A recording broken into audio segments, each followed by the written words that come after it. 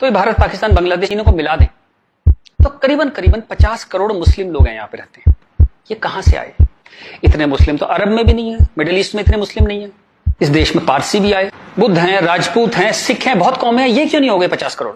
इस क्वेश्चन का क्या आंसर है? फिर एक दलाल टाइप के जो लोग हैं उन्होंने एक नया नैरेटिव स्टार्ट किया। ये पिछले 25-30 साल से ज्यादा जोर पकड़ा इस नैरेटिव ने, 20-25 साल से, कि ये प्यार से कन्वर्ट हो गए। ये हिंदू ही थे, प्यार से कन्वर्ट हो गए। वेरी गुड, वाह। ये कहा गया सूफी संत आते थे, दरवेश, फकीर, वकीर आते थे और लोग प्यार से कन्वर्ट हो गए। मैं आपको एक एग्जांपल देता हूं। जैसे हमारा एक बहुत बड़ा देश था, ऐसे एक बहुत बड़ा देश था पर्शिया। वहां पारसी रहते थे और वो कलाओं में, ट्रेड में, एजुकेशन में बहुत ऊपर देश था। उसकी वो पूरी सिविलाइजेशन बहुत हाई पे थी। ये मिडिल एजेस की बात है। मुस्लिम्स का अटैक हुआ, करीबन 25-30 साल में एक भी पारसी जिंदा नहीं बचा। सारे देश छोड़ के भाग गए, मर गए, लूट, हत्या, बलात्कार। और 25-30 साल में एक नया इस्लामिक मुल्क बन गया। बाद में जिस मुल्क का नाम पड़ा ईरान। सारे पर्शियंस कहां गए? कुछ भाग के तो हिंदुस्तान भी आ गए थे। वो प्यार से कन्वर्ट हो गए। ऐसा प्यार इस दुनिया ने कई बार देखा है। अफ्रीका में, एशिया में ऐसा प्यार 25-30 कंट्रीज ने बर्दाश्त किया है और वो 25-30 कंट्री टोटल इस्लामिक बन गए। और लेटेस्ट कश्मीर, जब वहां से 3 लाख 4 लाख हिंदू भगाए गए तो वो प्यार से भागे वहां से और पूरा कश्मीर इस्लामिक हो गया। Make no mistake, it's a caliphate.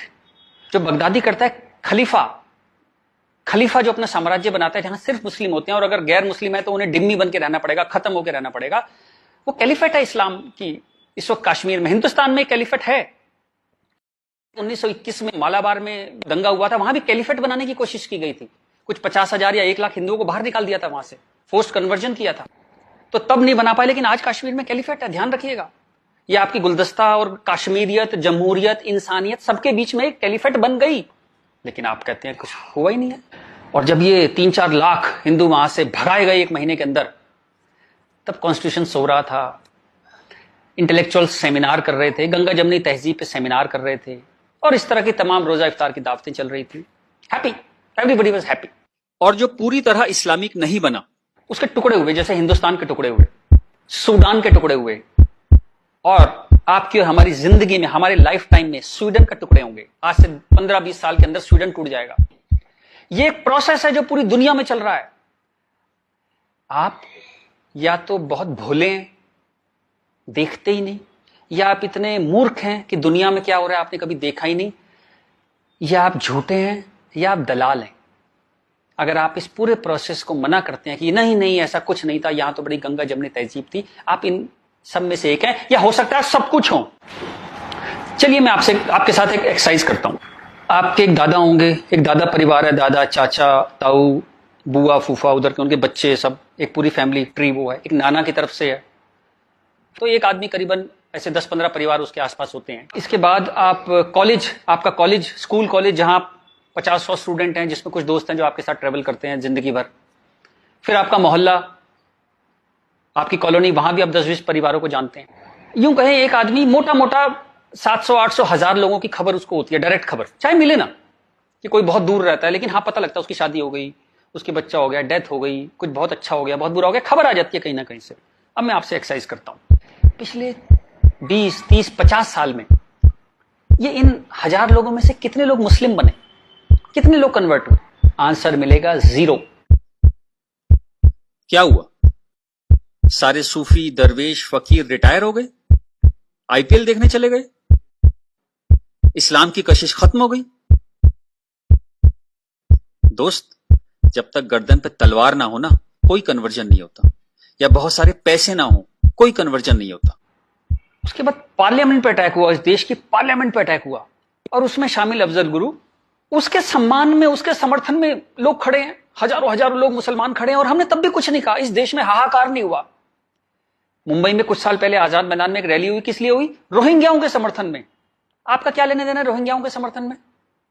और रैली के आखिर में क्या हुआ? जो शहीदों के लिए स्मारक बना है, फौजियों के लिए, शहीदों के लिए जो स्मारक बना है, उसको जूते मार मार के तोड़ दिया। इतनी नफरत आपके मन में इस देश के लिए, और कोई कुछ कहता ही नहीं, कोई कुछ कह ही नहीं पा रहा था। ये चल रहा था इस देश में।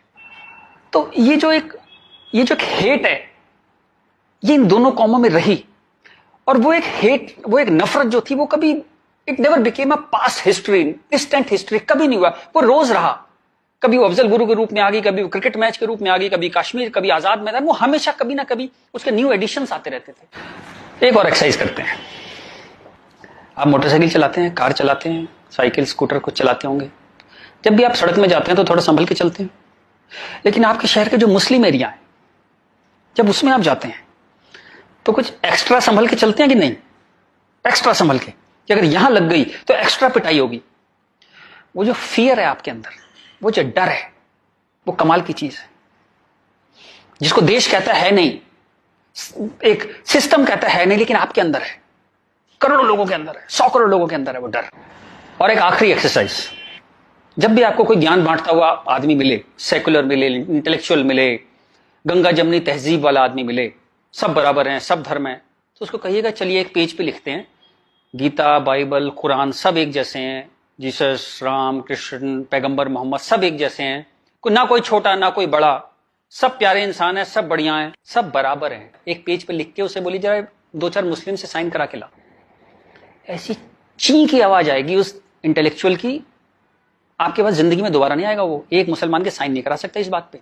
ये सारा ड्रामा हमारे लिए है। ये तो जहां से मैंने बात शुरू करी थी कि ये जो गुस्सा है, ये कई 100 साल का गुस्सा है, जिसको वेंट नहीं मिला, कभी निकलने की जगह नहीं मिली।